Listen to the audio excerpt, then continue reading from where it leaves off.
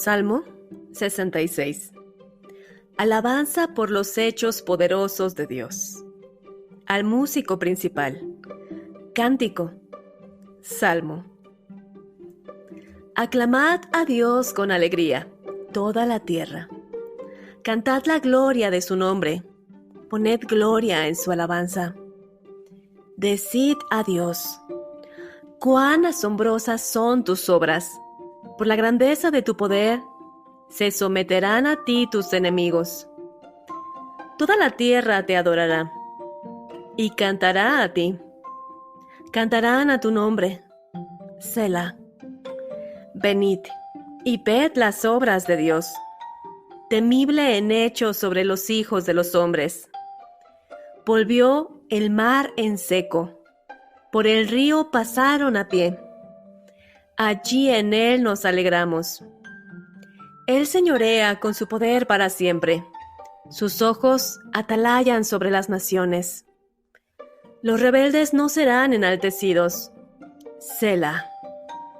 Bendecid, pueblos, a nuestro Dios, y haced oír la voz de su alabanza. Él es quien preservó la vida a nuestra alma, y no permitió que nuestros pies resbalasen. Porque tú nos probaste, oh Dios, nos ensayaste como se afina la plata. Nos metiste en la red, pusiste sobre nuestros lomos pesada carga. Hiciste cabalgar hombres sobre nuestra cabeza. Pasamos por el fuego y por el agua, y nos sacaste a abundancia.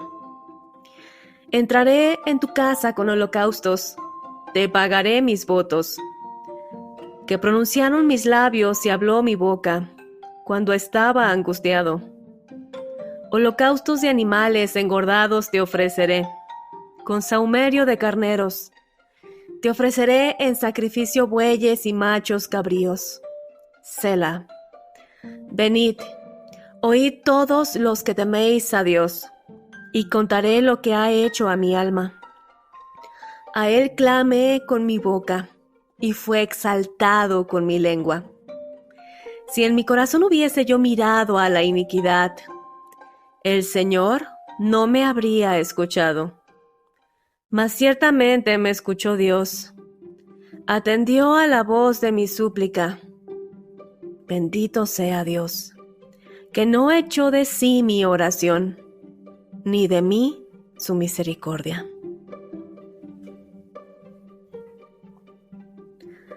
Este gozoso Salmo 66 comienza con una alabanza colectiva y luego se concentra en el culto individual. A lo largo de este salmo podremos observar que el salmista refiere a algunos de los principales milagros en la historia de Israel y testifica que Dios ha sido siempre fiel en medio de graves aflicciones. Los versículos 1 y 2 dicen así: aclamad a Dios con alegría, toda la tierra. Cantad la gloria de su nombre. Poned gloria en su alabanza. El salmista insta a todos los pueblos de la tierra a alabar a Dios, porque Él es el único digno de honor y de gloria. Por lo tanto, el único digno de alabanza. Podemos notar que el Salmo 66 no solo tiene en vista a Israel, sino a toda la tierra, pues el salmista entendía que Dios no solo es Dios sobre Israel, sino sobre el mundo entero. Por lo tanto, era bueno y apropiado para David llamar a todos a alabar con alegría a Dios.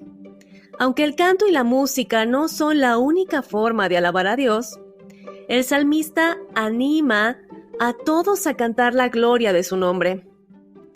Debemos notar que en la expresión de la acción de gracias, el yo puede convertirse en el tema principal, pues tanto las oraciones de agradecimiento como las oraciones de petición se centran básicamente en el yo.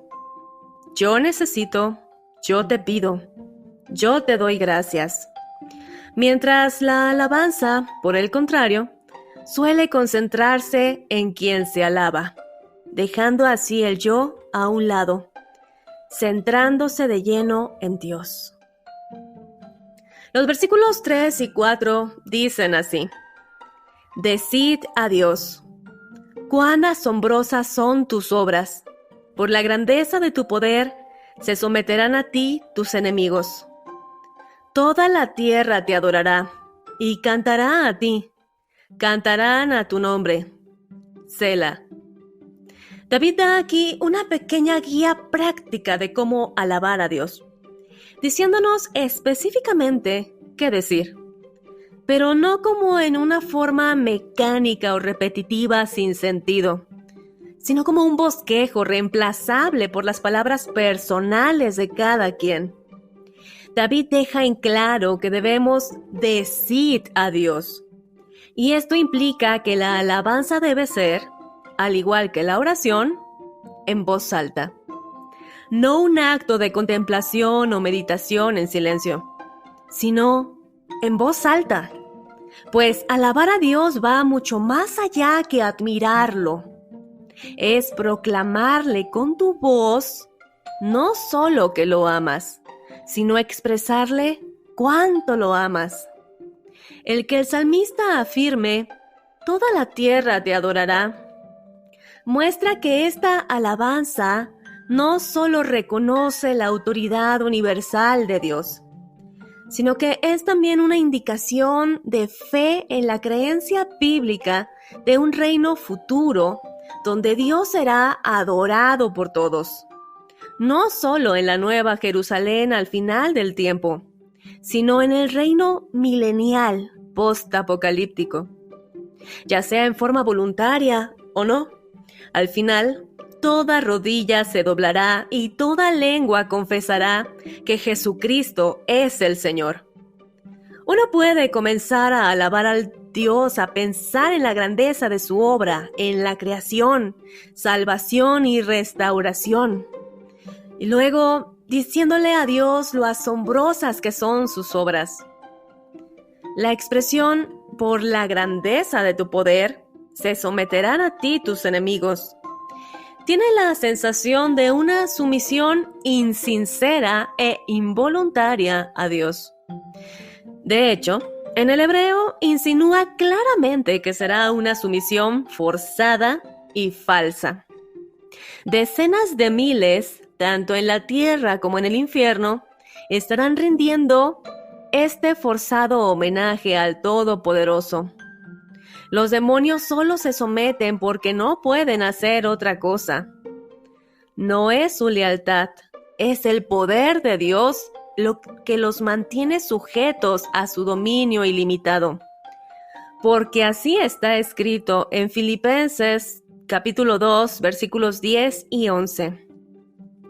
Para que en el nombre de Jesús se doble toda rodilla de los que están en los cielos, y en la tierra y debajo de la tierra, y toda lengua confiese que Jesucristo es el Señor.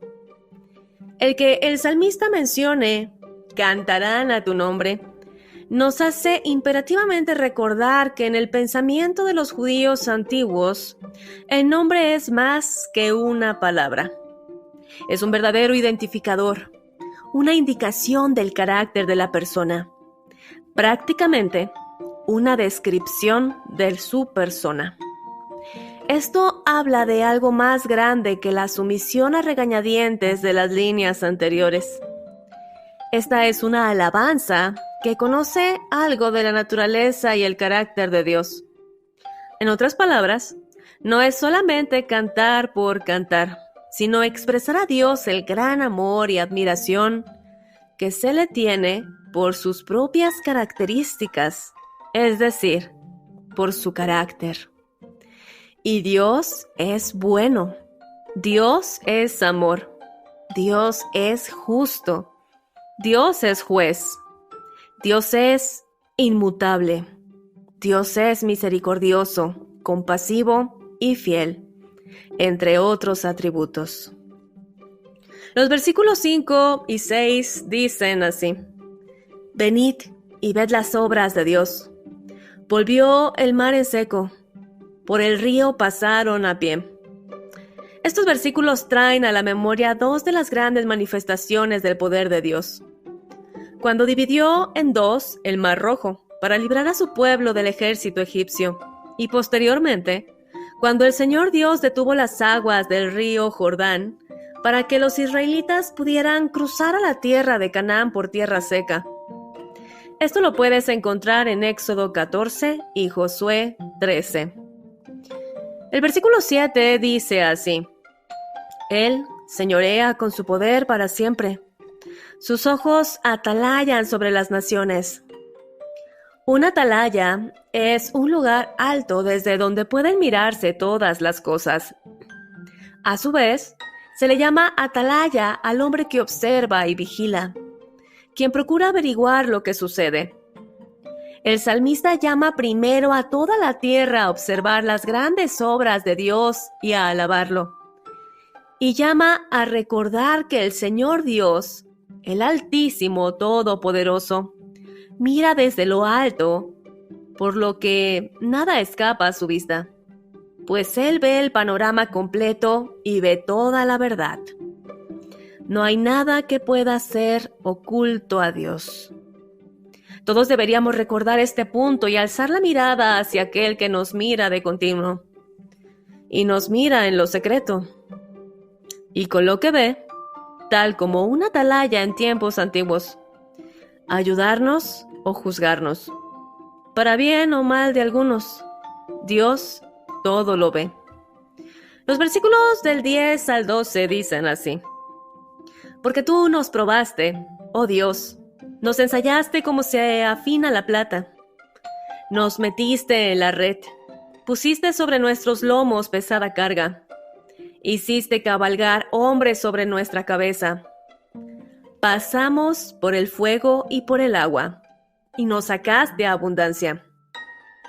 Esta última expresión, pasamos por el fuego y por el agua, es una expresión proverbial para ilustrar las más grandes aflicciones. El expresar pasamos por el fuego y por el agua expone el sentimiento de haber pasado por todo, como si ninguna adversidad hubiera sido apartada de nosotros. Podemos ver que el propósito de Dios es bendecir a su pueblo, pero a veces la bendición está en medio y se consigue a través de una prueba bastante difícil.